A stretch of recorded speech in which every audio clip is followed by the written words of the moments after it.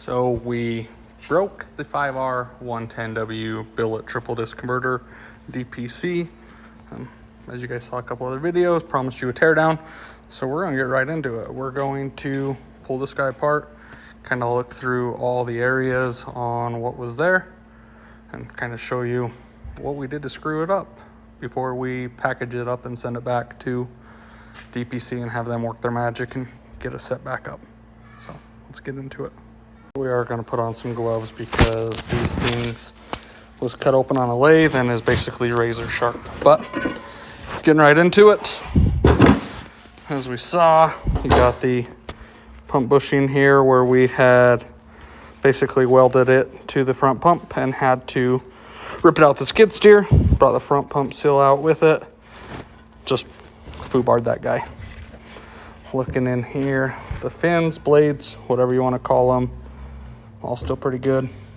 Nice thing is still there, so at least that part, I mean, I'm pretty sure it's going to be junk because of that. Anyway, get into here.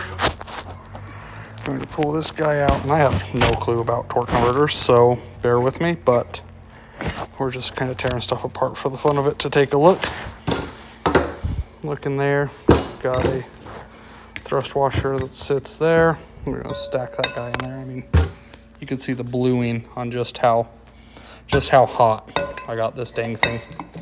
So, nice thing here that I really like that I don't think every converter builder does. Maybe they do, but they actually went in and braze welded all the fins, fans, whatever you want to call that. But they went through and actually braze weld it, that way it can't come undone. And so we're going to pull this guy out, which is probably just going to make a mess, but pull that guy there. Yeah, so looks like we might have had a little bit of water intrusion. Don't know if there's any that got in there from sitting, but I pull that guy apart, stack it in that way. Just the back side, just kind of showing all that. So, yeah, anywho. Now we'll get into the good stuff. The clutches here that I just had cooked. There's a chance that the trans was already hurt before I got my hands on it, but you can see here the frictions are just toast. I haven't seen inside one of these. I used to usually see the clutches that have kind of the slash marks in them. So seeing just how chewed up these are explains the little bit of glitter I was seeing to begin with.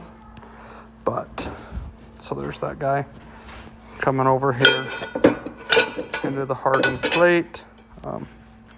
You can see that.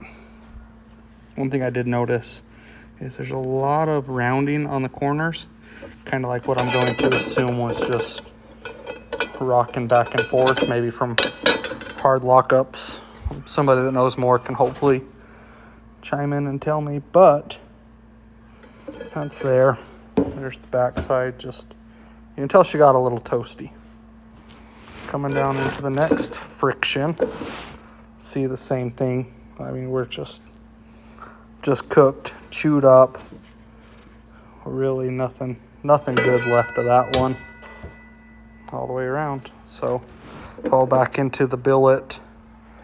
I don't know, do we call this the cover or is that the cover? Anyway, back into this side. I think this part's usable.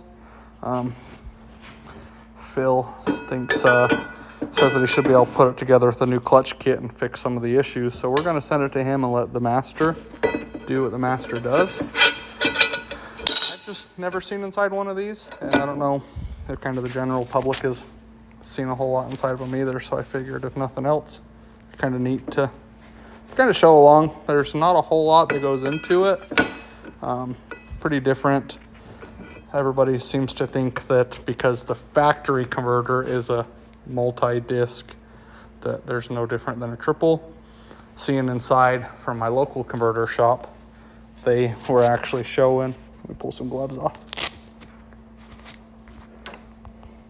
So our local converter shop actually was really nice, took the time and kind of explained some things to me while I was down there, because I asked what the difference was and kind of learned a lot. That it has more of a spring-loaded pressure plate inside it, where this one don't. That's why these true triple discs are super noisy. If you have them in idle, you can hear them park neutral. You hear them kind of make that chatter, chatter, chatter, chatter noise, kind of like a dual disc pull and clutch, until you put them in gear, where the factory converters do not do that because they have the spring-loaded dampener plate. So kind of learned a few things. We actually have a stock converter with a billet hub thrown in the billet transfer right now, just to get the regular cab back up and going, so we could do some more testing. Trying to dial in a turbo setup before we end up abandoning it and probably go with a big set of KCs. But anyway, thanks for kind of following along. We're just going to stack this back together and get it shipped off so we can get it fixed.